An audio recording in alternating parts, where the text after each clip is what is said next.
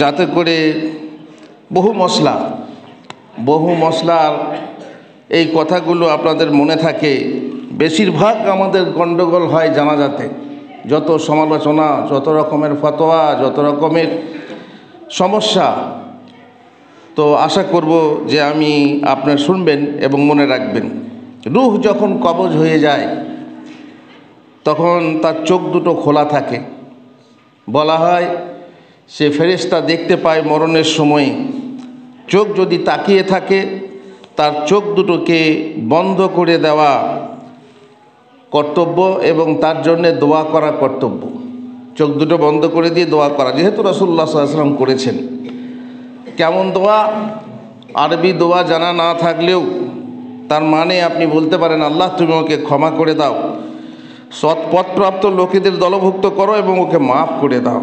আল্লাহুম্মা গফির লাহু ওয়ারহামহু।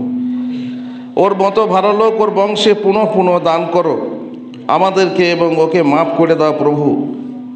আর এরপর তো কবরে যাবে, কবরকে প্রশস্ত করে দাও আর তার কবরকে আলোকিত করে দাও। এটা মরণের পরপরই দোয়া, প্রত্যেকের উচিত এই সময়ে দোয়া করা। উম্মে সালামা রাদিয়াল্লাহু তাআলা আনহা বলেন, আবু সালমার নিকট উপস্থিত হলেন, তখন তার চক্ষু মৃত্যুর পর খোলা ছিল।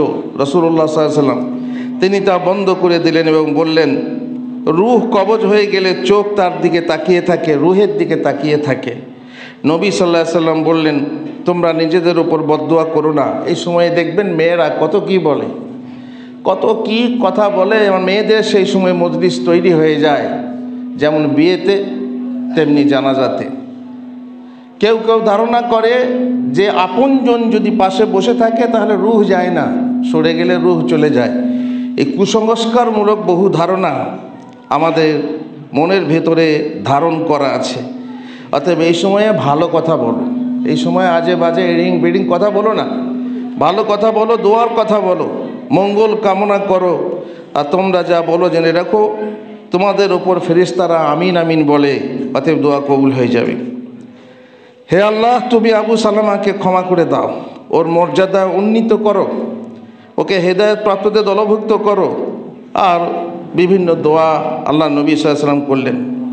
2 নম্বর হচ্ছে, যদি মুখ খোলা থাকে মুখটাকে বন্ধ করে দিতে হবে। দরকার হলে চিবুক ধরে মাথাতে কাপড় জড়িয়ে বেঁধে দিতে হবে। হাত পা হিলিয়ে হিলিয়ে টাইট যদি হয়ে থাকে সেটাকে ঢিলা করার চেষ্টা করতে হবে। অনিবার্য কারণে দাফনে দেরি হবে আশঙ্কা করলে লাশ ফ্রিজে রাখার ব্যবস্থা করতে হবে। যেমন মরি ঘরেগুলো হয়, আমাদের সৌদিয়া থেকে বহু ভাইরা এখান থেকে কাজ করতে গিয়ে যদি মারা যায় তাদের লাশকে ফ্রিজে রাখা হয় যতক্ষণ না সরকারি কাগজপত্র তৈরি হয়। একটি চাদর বা কাঁথা দ্বারা তার সর্বশরীর ঢেকে দিতে হবে। মা আয়েশা রাদিয়াল্লাহু তাআলা আনহা বলেন, আল্লাহ রাসূল সাল্লাল্লাহু আলাইহি ওয়াসাল্লাম যখন ইন্তেকাল করলেন তখন তাকে চেক কাটা ইয়ামানি চাদর দিয়ে ঢেকে দেওয়া হয়েছিল। তবে মৃত ব্যক্তি হজ করতে গিয়ে এহরাম বাঁধা অবস্থায় যদি মারা যায় ওমরা করতে গিয়ে, তাহলে তার চেহারা ও মাথা ঢাকা হবে না, খোলা রাখা অবস্থায় তাকে দাফন করতে হবে। অতি সত্বর তার কাফন দাফনের ব্যবস্থা করবে এবং এতে মোটেই বিলম্ব করবে না। আমরা অনেক সময় দেরি করি, খামখা দেরি করি, জানা যায় লোক বেশি হবে তার জন্য দেরি করি না। যত তাড়াতাড়ি সম্ভব লাশ দাফন করতে হবে, যেহেতু নবী সাল্লাল্লাহু আলাইহি ওয়াসাল্লাম বলেন, তোমরা জানাজার কার্য শীঘ্র সমাধা করো, এর জন্য দেরি করো না। আবার লাশ জানাজার যেখানে পড়া হবে সেখানে নিয়ে গিয়ে লাশকে পেছনে রেখে নসিহত করছেন, নসিহত, আর তাতে সময় ব্যয় করছেন, সুন্নাহর খেলাফ করছেন। এখানে নসিহত নেই, প্রয়োজনীয় কথা বলা যায় কিন্তু নসিহত এখানে নয়। যেটা সুন্নাত সেটা হচ্ছে এই লাশটা জানাজা তাড়াতাড়ি পড়ো, তাড়াতাড়ি দাফন করো। সুতরাং এই সুন্নাতের খেলাফ বহু জায়গাতে দেখা যাচ্ছে। যে শহর বা গ্রামে মৃত্যু ঘটেছে সেই শহর বা গ্রামেই লাশ দাফন করতে হবে, অন্য কোনো স্থানে বহন করা যাবে না অপ্রয়োজনে। যদি প্রয়োজন পড়ে সেটা আলাদা করা, সে প্রয়োজনে লাশ, যেমন সৌদি আরব থেকে এখানে আসছে, শহর থেকে কলকাতা থেকে এখানে আসছে, এসে গ্রামের মাটিতে দাফন করা হচ্ছে, সেই ক্ষেত্রে ডবল জানাজা পড়া যাবে। কলকাতায় মৃত্যু হলো, কলকাতার লোকের কাফন টাফন পরিয়ে, গোসল দিয়ে কাফন পরিয়ে সেখানে জানাজা পড়ে দেলোরাতে পাঠিয়ে দিল, দেলোরাতে এসে আবার দেলোরার লোকেরা জানাজা পড়বে, তারপরে দাফন করবে, এতে কোনো সমস্যা নেই। কোনো মর্যাদাপূর্ণ বা তথাকথিত শরীফ স্থানে দাফন করার ওসিয়ত মৃত ব্যক্তি করে থাকলে তো মানা উচিত নয়। ওগো আমাকে অমুক জায়গাতে, আমার মাটি যেন বাগদাদে হয়, আমার মাটি যেন মদিনায় হয়, আমার মাটি যেন এখানে কোনো পবিত্র জায়গা যাদের আছে মনে করে সেখানে হয়, কারণ এতে ওসিয়ত বাতিল, এতে কোনো লাভও হয় না। আর সেখানে দাফন করলে মৃতের কোনো লাভ হয় না, এটা যুক্তিযুক্তও নয়। সেখানে দাফন করলে তার আমল ঠিক না, তার আকীদা ঠিক না। আর যদি কাবা ঘরের ভিতরেও দাফন করা হয় কোনো কাজে দেবে না।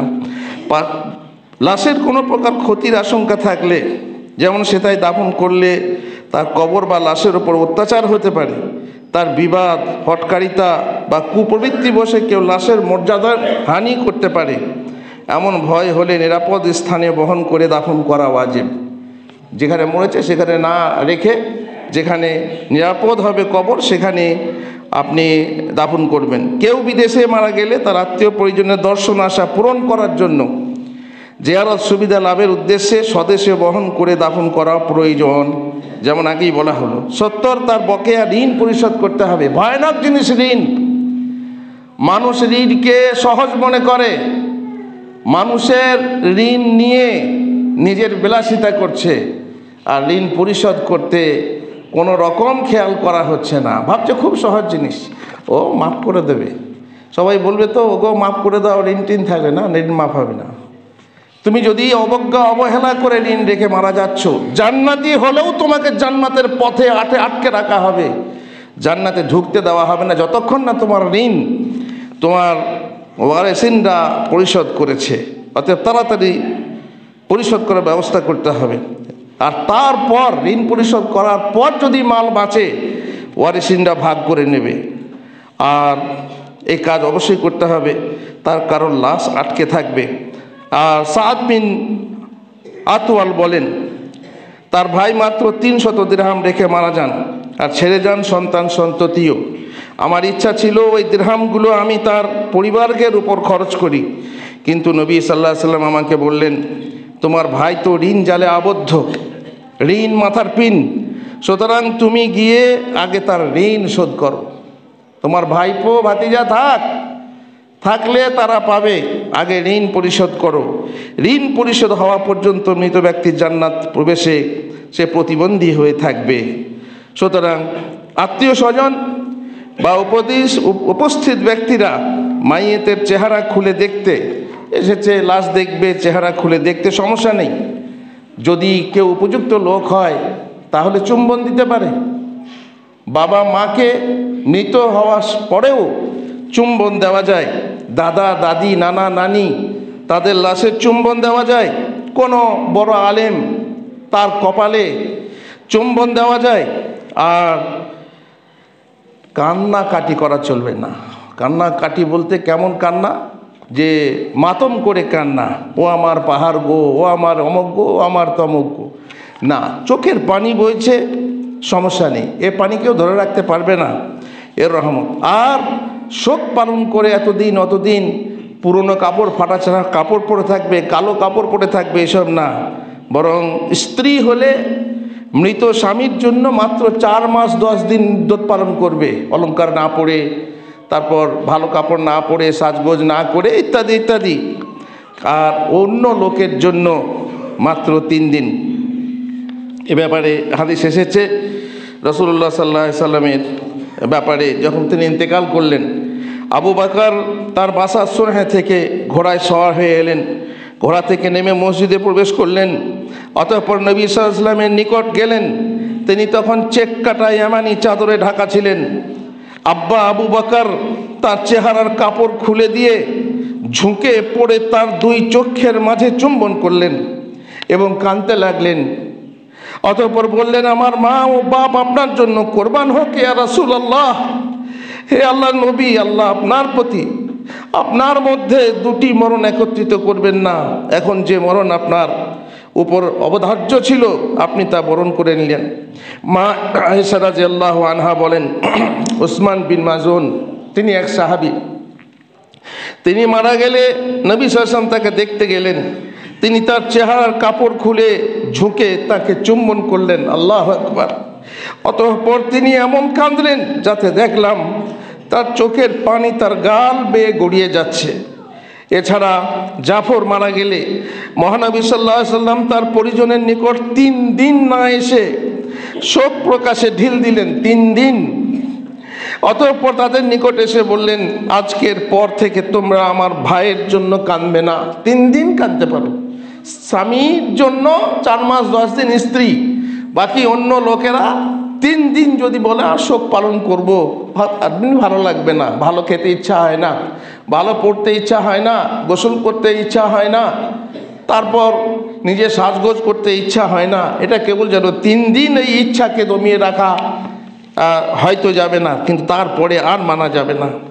সুতরাং কান্না বলতে চোখের পানি। শিশুপুত্র ইব্রাহিম যখন মারা গেলেন তখন চক্ষু থেকে অশ্রু বইতে লাগলো রাসূলুল্লাহ সাল্লাল্লাহু আলাইহি সাল্লামের।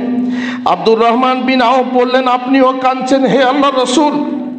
তিনি বললেন, এটি হলো মমতার ফল। চক্ষু অশ্রু বিসর্জন করে অন্তর সন্তপ্ত হয়, আল্লাহ যাতে সন্তুষ্ট, তাছাড়া আমরা অন্য কথা বলি না। আর তোমার যাওয়াতে আমরা বড় দুঃখিত হে ইব্রাহিম। আত্মীয় স্বজনের জন্য যা করা ওয়াজিব, মৃত্যুর সময় কথা জানতে পারলে তার পরিবারবর্গের উপর এই বিপদের সময়ে 2টো কর্ম জরুরি হয়ে যায়। প্রথম হচ্ছে আল্লাহ নির্ধারিত তকদির ও বিধানে সন্তুষ্টি প্রকাশ করা। আল্লাহর দেওয়া জিনিস আল্লাহ নিয়েছে, আমার কোলের সন্তান আল্লাহ নিয়েছে, আল্লাহর দেওয়া আমানত ছিল, সেই আমানত তার নিয়েছে, যার উপরে আমার অধিকার নেই। যখন আল্লাহ নিয়েছেন তখন তকদির মেনে নিলাম। আল্লাহ এতে বান্দাকে পরীক্ষা করেন এবং যা কিছু হয় সবই মুমিনের জন্য মঙ্গলদায়ক। এ কথা আপনারা কোরআন থেকে জানেন।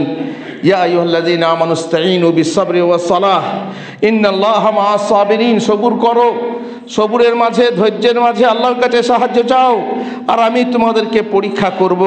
আমি তোমাদেরকে কিছু ভয় ক্ষুধা দিয়ে এবং ধন প্রাণ ফল ফসলের নোকসান দিয়ে পরীক্ষা করব। আর তুমি ধৈর্যশীলদের সুসংবাদ দাও, আর তাদের উপর কোনো বিপদ এলে বলো ইন্না লিল্লাহি ওয়া ইন্না ইলাইহি রাজিউন।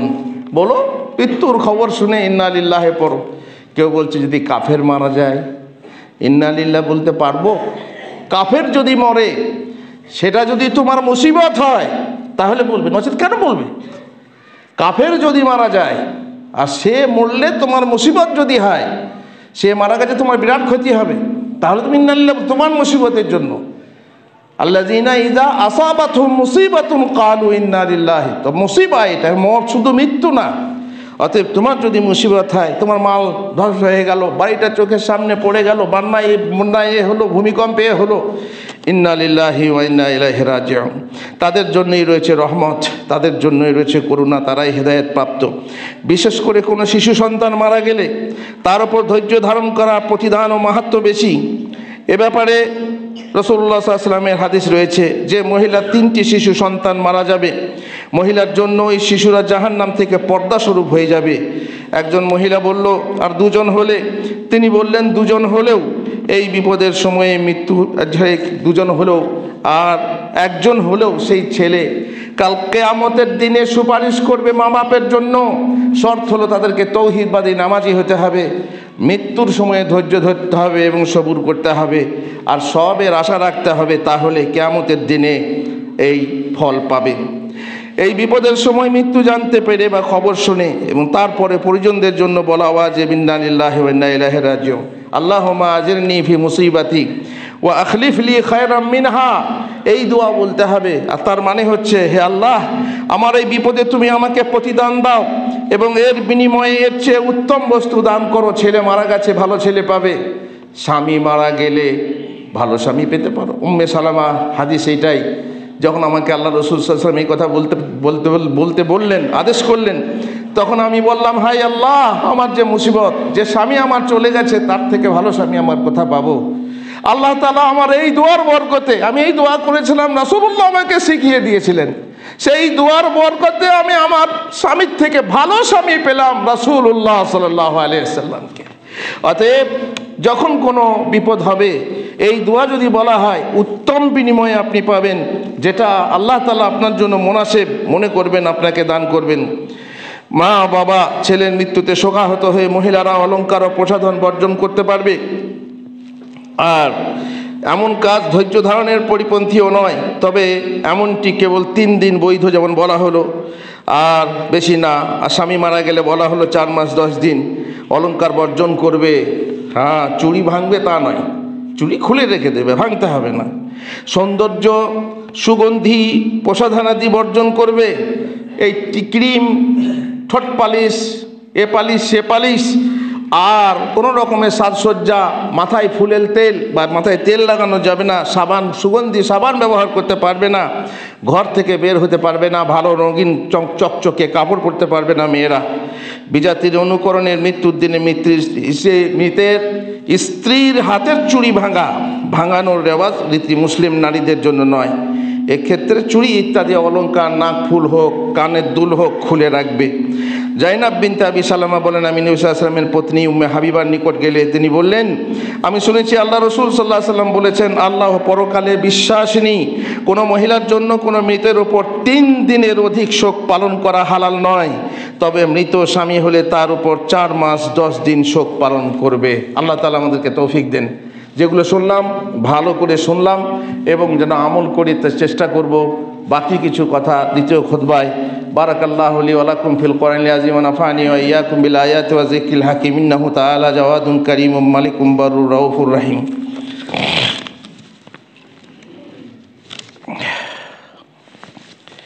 আলহামদুলিল্লাহ ওয়াসসালাতু ওয়াসসালামু আলা রাসূলিল্লাহ ওয়া আলা আলিহি ওয়া সাহবিহি আজমাইন। আত্মীয় মারা গেলে আত্মীয়র জন্য যা হারাম, প্রথম হচ্ছে মাতম করে কান্না করা, উচ্চরোলে কান্না করা, চিৎকার করে গাল নোচা, কাপড় ছেঁড়া, চুল ছেঁড়া, বুকে থাপড় মারা, ইনিয়ে বিনিয়ে রোদন করা, মাইয়েতের অতিরিক্ত প্রশংসা করা, ও আমার 7 কোদালের মুনিশ গো, ও আমার 7 রাজার ধন গো, ইত্যাদি ইত্যাদি নানা রকম। বেশিরভাগ আপনার শিয়াদেরকে দেখবেন তারা হাই হোসেনা করে কিভাবে মাতম করছে। এগুলো জাহিলি যুগের আমল। মুসলমান মেয়েদের জন্য, ছেলেদের জন্য, কারো জন্য বৈধ নয়। রাসূলুল্লাহ সাল্লাল্লাহু আলাইহি ওয়াসাল্লাম বলেছেন, মাতমকারিণী নারী যদি তার মরণের আগে তওবা না করে মারা যায়, তাহলে তাকে কিয়ামতের দিন দাহ্য আলকাতরার পায়জামা এবং 5 রাময় জামা পরিয়ে দাঁড় করানো হবে। অতএব খুব সাবধান। আর শব্দহীনভাবে গুপ্ত কান্না, যেমন আগেই বললাম, চোখ দিয়ে পানি বয়ে যাচ্ছে, এটা কেউ পারবে না বাধা দিতে। 2 নম্বর হচ্ছে শোকে ভেঙে পড়ে মাথা ন্যাড়া করা ফেলা হারাম, যেমন ওরা ন্যাড়া করা যাবে না, আমাদের এতে নেই। মহানবী সাল্লাল্লাহু আলাইহি ওয়াসাল্লাম মহিলা থেকে সম্পর্ক ছিন্ন করার কথা ঘোষণা করেছেন, যে তার কেউ মারা গেলে উচ্চস্বরে কান্না করে, নিজের মাথা ন্যাড়া করে, আর মাথা ন্যাড়া করে ফেলে, কাপড় ছেড়ে ইত্যাদি, সম্পর্ক নেই রাসূলুল্লাহ সাল্লাল্লাহু আলাইহি ওয়াসাল্লামের সাথে তার। 3 নম্বর হচ্ছে মহিলাদের আলুলায়িত কেশদাম ছড়িয়ে রাখা, বাস ছড়িয়ে রেখে দিল, কেউ মারা গেছে, চুল ছড়িয়ে রেখে দিল, চুলটা বাঁধবেও না, এত কিছু করতে হবে না, তো বাড়াবাড়ি হয়ে গেল। এক বায়াতকারিনী সাহাবী বলেন, আল্লাহ রাসূল সাল্লাল্লাহু আলাইহি ওয়াসাল্লাম যেসব সৎ বিষয়ে আমাদের নিকট থেকে বায়াত গ্রহণ করেছেন, তার মধ্যেও যে আমরা তার অবাধ্যাচরণ করব না, চেহারা নুচব না, ধ্বংস রাখবো না, বুকের কাপড় চিরব না, চুল ছিটিয়ে রাখবো না ইত্যাদি। 4 নম্বর কাজ হচ্ছে শোকে বিমর্ষ হয়ে কেবল কয়েকদিনকার জন্য দাড়ি বাড়ানো।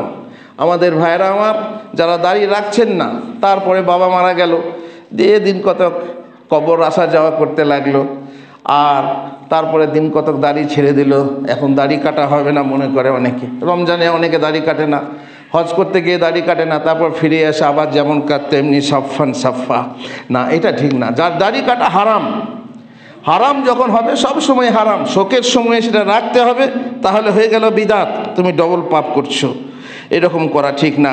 শোক পালনের জন্য বিশেষভাবে কালো কাপড় পরা বা বিশেষ কোনো লিবাস পরা এ বিদাত।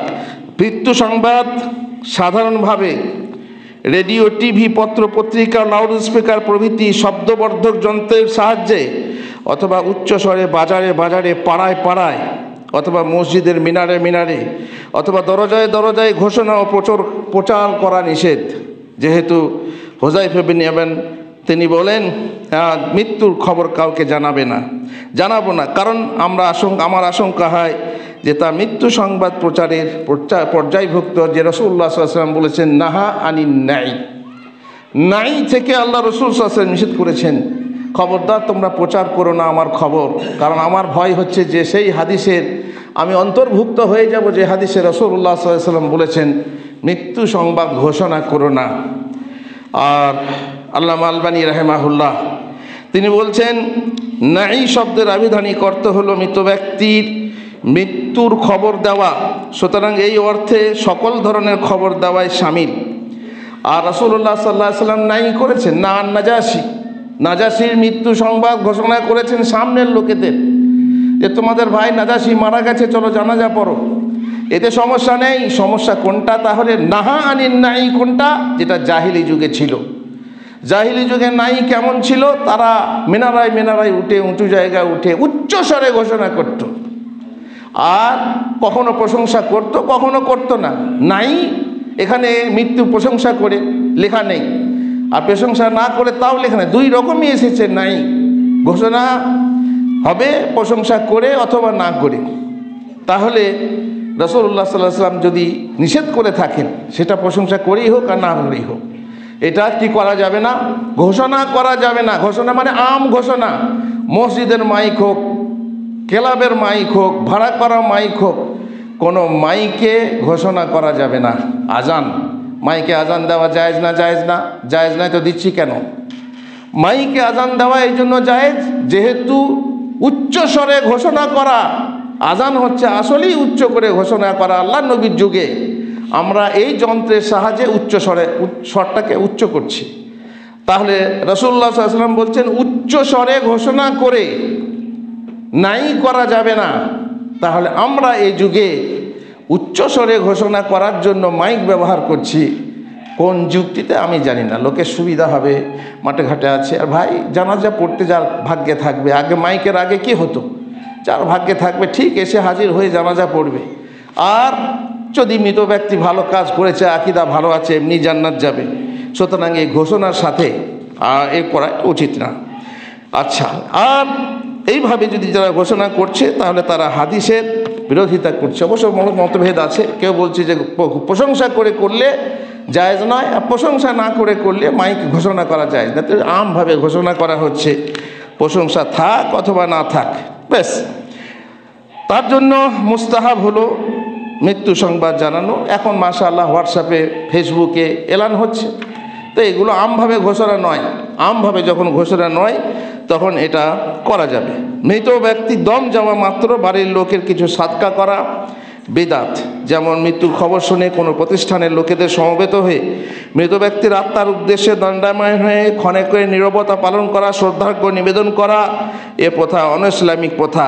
এরূপ করতে পারা যায় না।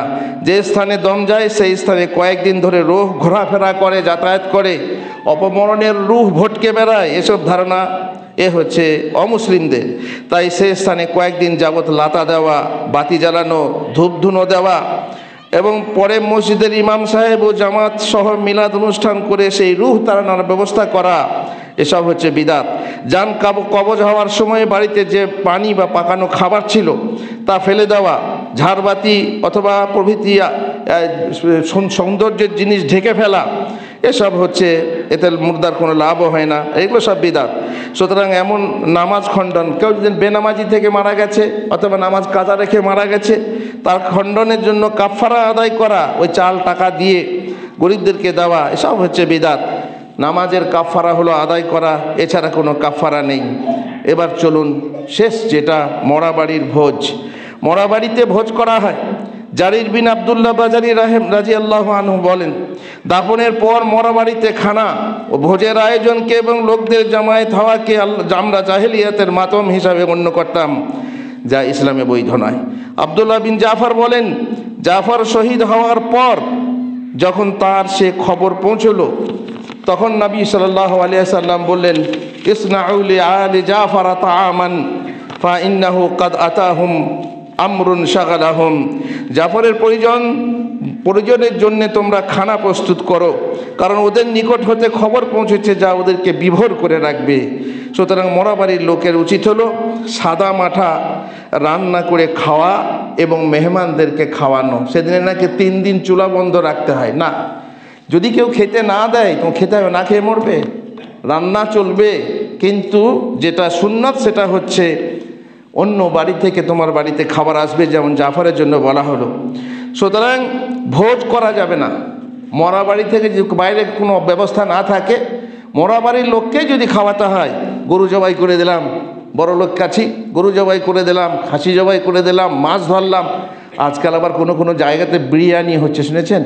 এই খবরটা দিলাম, আমি ভুল করলাম, বিরিয়ানির গন্ধে বা আপনারাই বা একদিন ছুটবেন। বিরিয়ানি হচ্ছে, বাপ মারা গেছে বিরিয়ানি, বাপ রেখে গেছে, তুমি এত খরচ করতে পারবে না। কেউ আবার ফুসকুড়ি দেয়, মানে চুলকানি হচ্ছে, চুলকানি সৃষ্টি করে দেয় যে তোকে খরচ করতে হবে না। তবে আত্মীয় বা প্রতিবেশী উচিত হলো খাবার তৈরি করে মরা বাড়িতে পাঠানো। আত্মীয় বা প্রতিবেশী কেউ যদি তা না করে, চাচাতো ভাইরা কেউ করলো না, প্রতিবেশীর কেউ করলো না, জামাতের লোকে তখন যদি চাঁদা তুলে করে, তাহলে আমি বলি নেই, আমাদের এখানকার আলেমরা যারা আগে ছিলেন তারা বলে গেছেন করা যাবে, কিন্তু ওই সীমা পর্যন্ত। যেহেতু খাবার তৈরি করে পাঠানোর নির্দেশ রয়েছে শরীয়তে। আল্লাহ রাসূল সাল্লাল্লাহু আলাইহি ওয়াসাল্লাম বললেন, তোমরা খাবার তৈরি করো। তোমরা কারা? তোমরা হচ্ছে তো বাকি সাহাবারা, আলে জাফরের ঘর বাসী সবাই, তারা ব্যস্ত, তারা খাবার তৈরি করবে না, তোমরা করো, পাঠিয়ে দাও। আত্মীয় হতে পারে, অনাত্মীয় হতে পারে, প্রতিবেশী হতে পারে, সবাই মিলে হতে পারে, কিন্তু খাবার সেই রকম খাবার ভোজবাজি নয় যেমন বিয়েতে করা হয়। তবে চাঁদা তোলার ক্ষেত্রে কোনো প্রকার চাপ প্রয়োগ করা যাবে না। প্রত্যেককে চাঁদা নির্দিষ্ট করে দিয়েছে, এর 200 টাকা, ওর 300 টাকা, ওর 50 টাকা, আর না দিলে খবর আছে, তাহলে তোর মরা হলে দেখবো। এইভাবে চাপ দিয়ে নয়, খুশির সাথে যে দেবে তাদের তাই দিয়ে সাধারণ খাবারের ব্যবস্থা করতে হবে। আর এতে জাকাত ফাকাত দেওয়া যাবে না। কেউই বা ব্যবস্থা না করলে নিরুপায় হয়ে সামর্থ্য অনুযায়ী রান্না করে মরা বাড়ির লোককে তা খেতেই হবে এবং আত্মীয়কে খাওয়াইতে হবে। কি করবে? কিন্তু সাদামাটা খাবার। আর যারা মেহমান আসবেন তাদের নিয়ত যেন খানা না হয়, চল গরু পড়েছে এক পাত খেয়ে আসি, বাইক নিয়ে এসেছে নিপতি গ্রাম থেকে, এখানে দেলওড়াতে মরা মরেছে, পাত পেতে খেয়ে গিয়ে বাড়িতে দেখছে এখনো বউ খায়নি, বাপ কেউ খায়নি। কেন? বাইক নিয়ে এলে সেই 2-3 মিনিট কি 5 মিনিটের পথ গিয়ে বাড়িতে খেতে পারো না? যখন তুমি বর্ধমান যাও, তখন তুমি বোলপুর যাও, তখন কি করে খাও, কি করে? কিন্তু না, মরা বাড়িতে এসেছি, সেখানে ভোজ হচ্ছে, খাবো। খবরদার না, প্রয়োজন না হলে খাবে না, বাড়ি ফিরে গিয়ে তুমি খেতে পারবে। অতএব যদি দরকার হয় আলাদা কথা, যে আমার রাত হয়ে যাবে বাড়ি ফিরতে, কিংবা আজকে থাকতে হবে, সেক্ষেত্রে তুমি পেটকে রাখবে কোথায়? তোমার জন্য খাওয়া যায়। তাছাড়া এভাবে ভাগ বসানো স্থানীয় লোকের অথবা যারা বাড়ি ফিরে খেতে পারবেন তাদের এই খাবারে ভাগ বসানো উচিত নয়, কারণ তাতেই ভোজের আকার ধারণ করে, আর ভোজের গন্ধেই লোক সংখ্যা বাড়ে। আর সুতরাং যাদের না খেলে উপায় নেই, কেবল তারাই খাবেন, যেহেতু এটা খুশির খানা নয়। যারা কর্মী তারা ঘরের খেয়ে দাফন ও রান্নার কর্ম আল্লাহর ওয়াস্তে করবে। কর্মী বলছে আমি খাবো, তোমার কর্মী তোমার হক হয় না। এটা মুসিবতের সময়, তুমি ঘরে খাও, নিয়ে রান্না করে দাও, মেহমানদের দেখাশোনা করো, তা নয়। কিন্তু তারাও খেতে লাগে। 100টা মেহমান, আর কোনো সময়ে দেখা যায় তার কর্মী হয়ে গেছে 50টা। তারা 50টা লোক খেলো, চাঁদা করার টাকা তোমরা কর্মী হয়ে একটা জাল ঠেলে দিলে, একটা কাঠ তুলে দিলে, আর সেই ওসিলায় তুমি খেতে থাকলে, এটা কিন্তু তোমারও উচিত না। জানাজা পড়ার সময় খানার দাওয়াত দেওয়া হচ্ছে, আপনারা খেয়ে যাবেন। কেউ বলছে না, গ্রামের মাদ্রাসার ছেলেরাও খাবে, গ্রামের কর্মীরা খাবে, বহিরাগত মেহমানরা খাবে, দাওয়াত দেওয়া হচ্ছে। কেন দাওয়াত দিচ্ছ? বাপের বিয়ে নাকি? তো বলছে না পারলে খাবে না। না খেলে তো না খেলো। সে জানাজার সওয়াব নিতে এসেছে, 2টো কেরাত সওয়াব, 2টো বহুত পাহাড়ের সমান সওয়াব নিতে এসেছে। এক মুঠো ভাত পেলো আর না পেলো, সে তো ঘরে গিয়ে খাবে, সে তো খাবার খেতে আসেনি। রাগ করলে বয়ে যাবে, তোমার কোনো কিছু হবে না। তবু এই দাওয়াত প্রথাটা খুবই খারাপ জিনিস। দাওয়াত না দিলে হয়তো কেউ খাবে না, রাগ করবে, তা করুক, যেহেতু এটা খুশির অনুষ্ঠান নয়, এটা মুসিবত। যার প্রয়োজন হবে সে খেয়ে যাবে, নচেত না। কিন্তু এসব কি পালন হবে? মনে হয় না। সুতরাং খারাপের দিকে এগিয়ে যাওয়া পথ বন্ধ হওয়াই ভালো। এটা আমার মত, যে খারাপের দিকে দিন দিন বিরিয়ানি যখন তৈরি হতে লেগেছে, ভোজ যখন হতে লেগেছে, গরু জবাই, বাপ মরে গেল, ঘর থেকে গরু জবাই করে দিল, কারো তোয়াক্কা নেই, কেউ দেবে না দেবে, খারাপের দিকে আগাচ্ছে। সুতরাং এই পথটাকে বন্ধ করা দরকার। আল্লাহ আমাদেরকে তৌফিক দেন, আল্লাহ আমাদেরকে হেদায়েত দেন।